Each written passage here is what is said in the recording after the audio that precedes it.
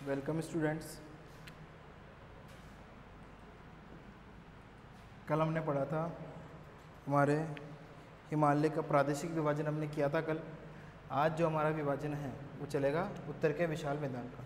उत्तर के विशाल मैदान के बारे में आज हम स्टडी करेंगे, विस्तारपूर्वक इसके बारे में जानने का प्रयास करेंगे। ठीक है, तो देखिए उत्तर का विशाल मैदान जो है उसे हम गंगा ब्रह्मपुत्र और सिंधु के मैदान के नाम से भी जानते हैं। सिंधु के मैदान के नाम से भी हम इसको जानते हैं। तो गंगा, सिंधु और ब्रह्मपुत्र के मैदान के नाम से भी हम इसको जानते हैं। ठीक है, क्योंकि इन्हीं नदियों के द्वारा जो बहाकर लाई गई काप मृदा है, उस काप मृदा के द्वारा इस मैदान का निर्माण हमें देखने को मिलता है। ठीक है, कौन सी मिट्टियों से? काप मृदा से। काप मृदा से। ठीक है, तो काप मृदा से हमें इस मैदान का निर्माण देखने को मिलता है, जो नदीय अवसाद के रूप में, इसके रूप में नदीय अवसाद के रूप में हमको देखने को मिलती है।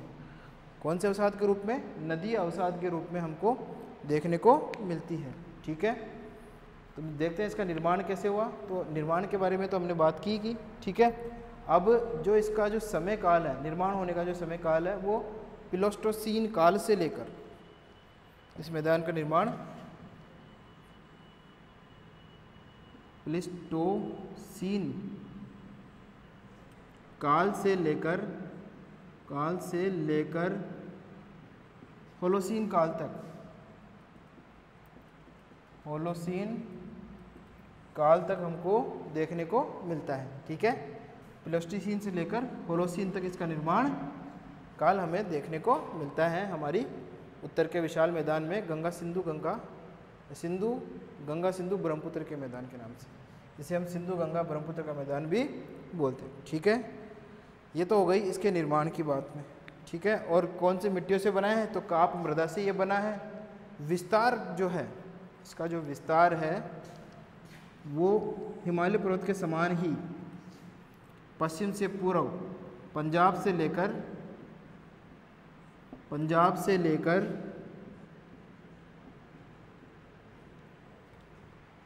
आपके नागालैंड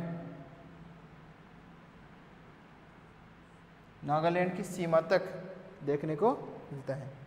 नागालैंड की सीमा तक देखने को मिलता है। किसका विस्तार? उत्तर के विशाल मैदान का विस्तार। ठीक है, इसकी अगर हम लंबाई की बात करें, लंबाई जो है, लंबाई लगभग 2400 किलोमीटर के लगभग इसकी लंबाई है, वही हिमालय पर्वत के समान। ठीक है, 2400 किलोमीटर इसकी लंबाई है। चौड़ाई की अगर हम बात करें, उत्तर के विशाल मैदान की जो चौड़ाई है वो लगभग है 200 किलोमीटर से लेकर 500 किलोमीटर तक। 200 किलोमीटर से लेकर 500 किलोमीटर तक इसकी हमको चौड़ाई देखने को मिलती है। ठीक है, समुद्र तल से इसकी ऊंचाई की अगर हम बात करेंगे, समुद्र तल से अगर हम इसकी ऊंचाई की बात करें, समुद्र तल से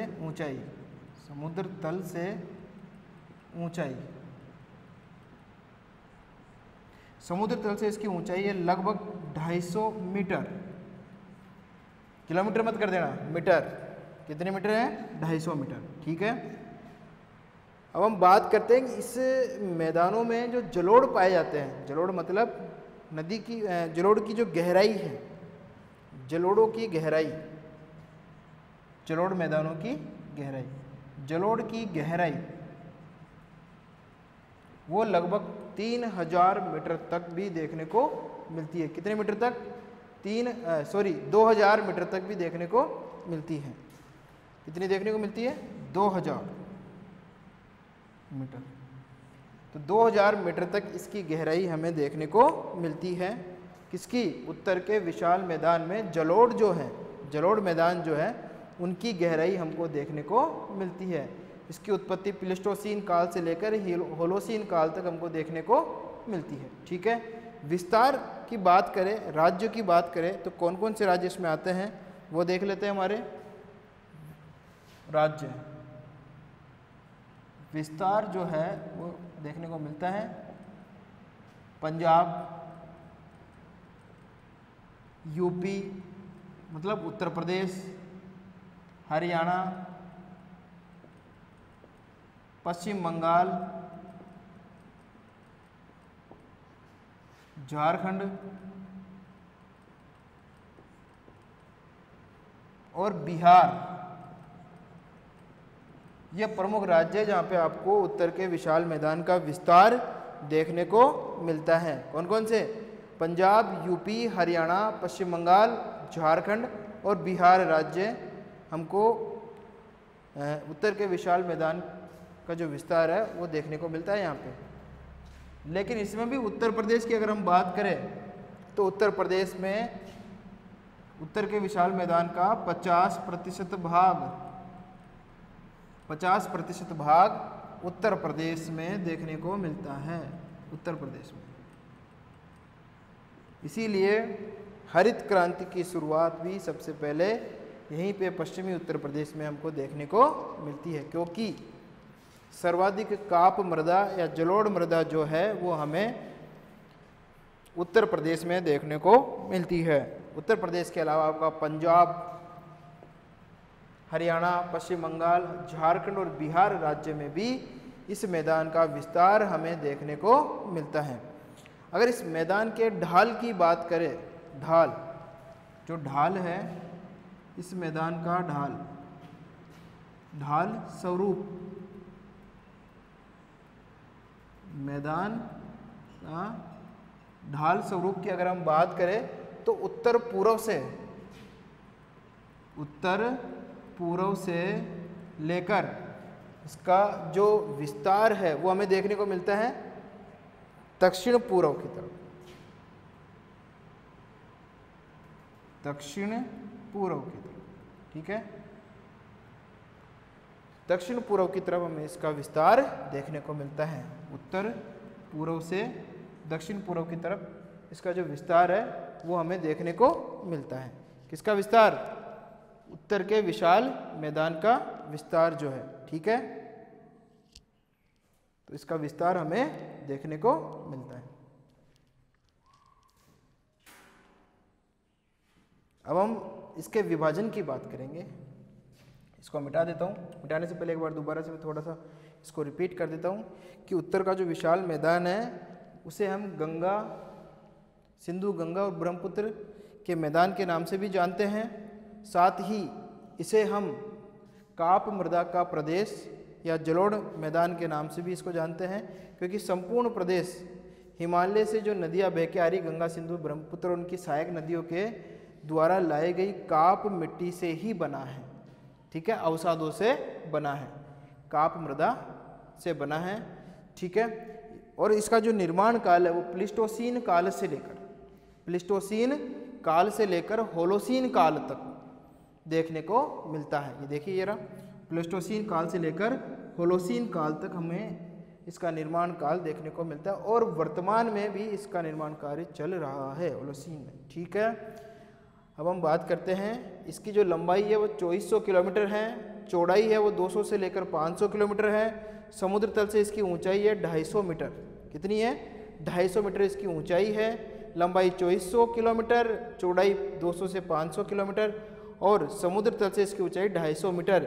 और जो जलोढ़ इस मिट्टी में पाए जाते हैं, जलोढ़ मैदान जो है उसमें जो परत है मिट्टी की, उसकी जो गहराई है वो 2000 मीटर तक देखने को मिलती है, 2000 मीटर। ठीक है, और पंजाब, उत्तर प्रदेश, हरियाणा, पश्चिम बंगाल, झारखंड और बिहार राज्य में इसका विस्तार देखने को मिलता है इस मैदान का, जिसमें से भी 50% विस्तार अकेले उत्तर प्रदेश में देखने को मिलता है। यह हो गया इसका एक संक्षिप्त परिचय जो हमने अभी थोड़ी देर पहले नोट किया था या पढ़ा था। अब हम बात करेंगे कि ये जो उत्तर का विशाल मैदान है इसके 3 भाग किए गए हैं, 3 भागों में इसको बांटा गया है। वो 3 भाग या मैदान कौन से हैं वो देखिए एक बार।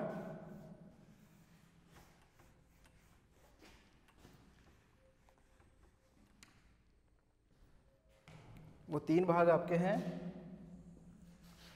पहला जो है वो है सिंधु का मैदान, सिंधु का मैदान, और दूसरा है गंगा यमुना का मैदान, गंगा यमुना का मैदान, गंगा यमुना का मैदान, और तीसरा है आपका ब्रह्मपुत्र का मैदान, ब्रह्मपुत्र का मैदान। ठीक है, तो ये हो गया हमारे तीनों मैदान जो उत्तर के विशाल मैदान के उपविभाजन कहलाते हैं या उसके उपभाग हैं। कौन कौन से? सिंधु का मैदान, गंगा यमुना का मैदान और ब्रह्मपुत्र का मैदान। तो ये हो गए आपके 3 मैदान। ठीक है, अब हम 1 बाय 1 इनका अध्ययन करेंगे। ठीक है, सबसे पहले जो हमारा है सिंधु का मैदान, इसके बारे में हम अध्ययन करने का प्रयास करेंगे और आप लोग भी साथ में हम साथ दोगे, सॉरी। ठीक है, तो सबसे पहले हम करते हैं सिंधु का मैदान। सिंधु का जो मैदान है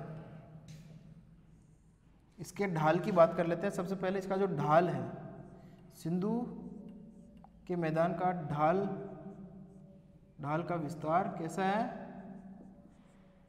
सिंधु के मैदान का जो ढाल है वो आपका उत्तर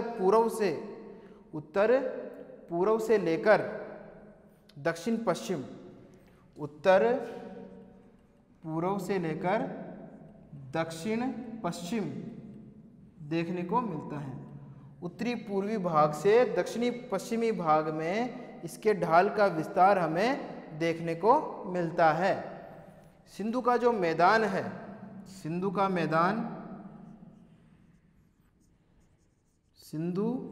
मैदान का निर्माण, सिंधु के मैदान का निर्माण सिंधु नदी, सिंधु, झेलम, रावी, व्यास, झेलम, रावी, व्यास और चिनाब, चिनाब नदियों द्वारा डिपोजिट किए गए, सिंधु, झेलम, रावी, व्यास और चिनाब नदियों द्वारा डिपॉजिट किए गए काप मिट्टी से हुआ है। कौन सी मिट्टी से हुआ है? काप मिट्टी से हुआ है। इसीलिए ये उपजाऊ प्रदेशों की श्रेणी में आता है। तो सिंधु के मैदान का निर्माण कैसे हुआ? सिंधु के मैदान का निर्माण सिंधु नदी और उसकी सहायक नदियां जो है झेलम, रावी, व्यास और चिनाब के द्वारा लाए गए नदी अवसाद, जिसमें काप मिट्टी सर्वाधिक होती है, से हुआ है। ठीक है, और इस मैदान का सर्वाधिक भाग जो है, इस मैदान का, कौन से मैदान का? सिंधु के मैदान का सर्वाधिक जो भाग है वो पाकिस्तान में देखने को मिलता है। कहाँ देखने को मिलता है? पाकिस्तान में देखने को मिलता है। सर्वाधिक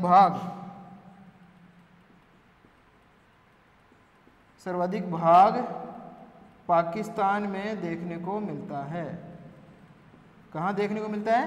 पाकिस्तान। ठीक है, क्योंकि सिंधु नदी कहाँ जाती है? पाकिस्तान, और पाकिस्तान से फिर ये अरब सागर। ठीक है, तो ये हो गया हमारा सिंधु का मैदान। उसके बाद में आता है हमारा गंगा का मैदान। तो गंगा का ढाल विस्तार के बारे में हम देखेंगे। ठीक है, तो ढाल विस्तार गंगा का जो है इसके बारे में पढ़ेंगे। गंगा का जो ढाल है वो आपका उत्तर पश्चिम से लेकर दक्षिण पूर्व, उत्तर पश्चिम से लेकर दक्षिण पूर्व, उत्तर पश्चिम से लेकर दक्षिण पूर्व देखने को मिलता है। ठीक है, किसका विस्तार? गंगा यमुना के मैदान के ढाल का विस्तार।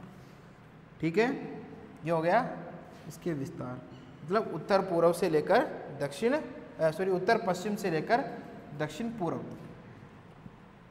इस मैदान का निर्माण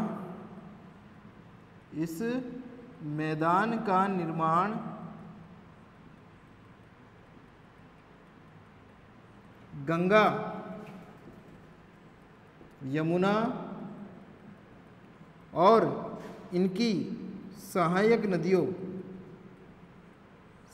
नदियों द्वारा लाए गए नदीय अवसाद मुख्य रूप से काप मिट्टी से हुआ है, इसीलिए विश्व में सर्वाधिक उपजाऊ मैदानों में इनकी गिनती होती है। जिस प्रकार से विश्व में मिस्र में नील नदी का डेल्टाई प्रदेश है या मैदानी प्रदेश है, उसी प्रकार से हमारे भारत में भी गंगा यमुना का जो मैदान है वो उपजाऊ जलोढ़ मैदानों की श्रेणी में आता है, जो कि काप मिट्टी से निर्मित है। कौन सी मिट्टी से? काप मिट्टी से निर्मित है। ठीक है, तो ये हो गया हमारा गंगा यमुना का मैदान। और इसीलिए यहाँ पर उत्तर प्रदेश, पंजाब और हरियाणा में गेहूं और चावल की कृषि की जाती है। यूपी, पंजाब, हरियाणा, बिहार राज्य में और झारखंड में, आपके इसमें बिहार भी ऐड कर लो, बिहार, झारखंड, गेहूं और चावल की कृषि इसीलिए सर्वाधिक यहाँ पे की जाती है। हमारे भारत में सर्वाधिक गेहूं का उत्पादन इसीलिए उत्तर प्रदेश राज्य में देखने को मिलता है। ठीक है, उसके बाद में तीसरा जो हमारा आता है उपविभाजन, वो आता है ब्रह्मपुत्र का मैदान। ठीक है, कौन सा मैदान है? ब्रह्मपुत्र का मैदान। इसके ढाल की बात कर लेते हैं। ब्रह्मपुत्र नदी का जो ढाल है वह पश्चिम से पूर्व की ओर, ब्रह्मपुत्र नदी का नहीं, ब्रह्मपुत्र मैदान का ढाल है पश्चिम से पूर्व की ओर देखने को मिलता है। पश्चिम से पूर्व की ओर देखने को मिलता है तथा पश्चिम से पूर्व की ओर देखने को मिलता है।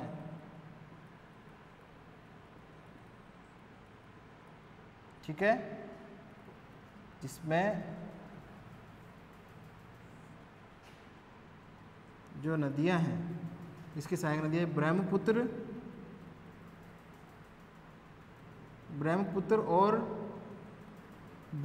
और इसकी सहायक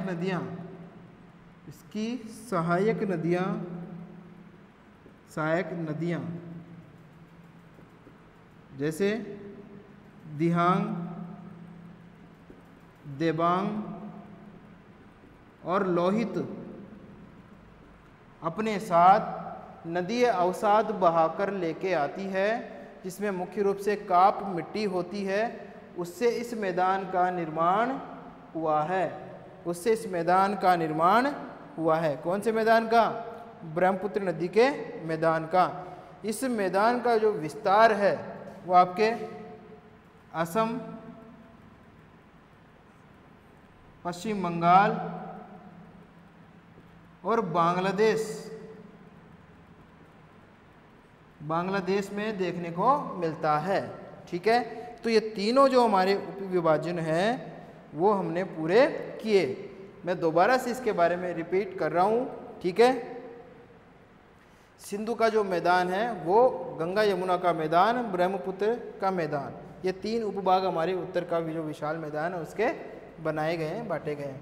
सिंधु का जो मैदान है उसका जो ढाल का विस्तार है उत्तर पूर्व से लेकर दक्षिण पश्चिम की तरफ देखने को मिलता है। सिंधु का जो मैदान है उसका निर्माण हमें सिंधु, झेलम, रावी, व्यास और चिनाब जो नदियां हैं उनके द्वारा लाए गए अवसादों से देखने को मिला है, जिसमें काप मिट्टी प्रमुख है। इसका सर्वाधिक विस्तार जो है पाकिस्तान देश में देखने को मिलता है। दूसरा हमारा आता है गंगा यमुना का मैदान। इसका जो ढाल का विस्तार है वो उत्तर पश्चिम से लेकर दक्षिण पूर्व में हमको देखने को मिलता है। इस मैदान का निर्माण भी वही गंगा यमुना नदियाँ और उनकी सहायक नदियों के द्वारा लाए गए अवसादों से हुआ है, जिसमें काप मिट्टी प्रमुख है। यूपी, पंजाब, हरियाणा और दूसरे बिहार और झारखंड राज्य में इसीलिए यहाँ पर गेहूं और चावल की कृषि की जाती है। तीसरा हमारा जो है वो आता है ब्रह्मपुत्र का मैदान, जो अभी थोड़ी देर पहले हमने बात की थी इसके बारे में कि इसमें जो ब्रह्मपुत्र नदी है वो और उसकी जो सहायक नदियाँ हैं उनके द्वारा लाए गए काप मिट्टी से इसका निर्माण हुआ है। और इसके अंतर्गत हमारा असम राज्य और पश्चिम बंगाल राज्य तथा बांग्लादेश प्रमुख रूप से देखने को मिलते हैं यहाँ पे, ठीक है। प्रमुख रूप से विस्तार इन जगहों पे देखने को मिलता है, ठीक है। तो मैं इसको मिटा देता हूँ। उसके बाद में हमारे हिमालय का संरचनात्मक वर्गीकरण जो है उसके बारे में हम अध्ययन करेंगे। संरचनात्मक वर्गीकरण, इसको मिटा देते हैं।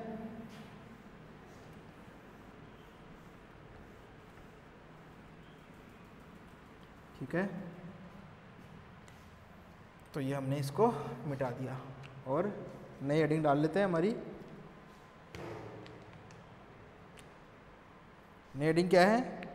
नई हेडिंग है उत्तर के विशाल मैदान का संरचनात्मक वर्गीकरण। उत्तर के विशाल मैदान का संरचनात्मक वर्गीकरण।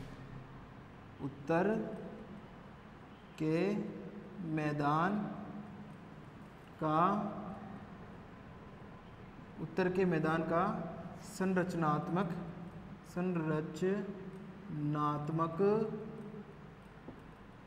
वर्गीकरण, ठीक है। तो इसके बारे में हम बात करेंगे अब सबसे पहले, ठीक है। तो कितने भाग हैं, कौन कौन सी संरचनाएं हमारे यहाँ पे देखने को मिलती हैं, बाबर, बांगर, ठीक है, खादर, इनके बारे में हम अध्ययन करेंगे।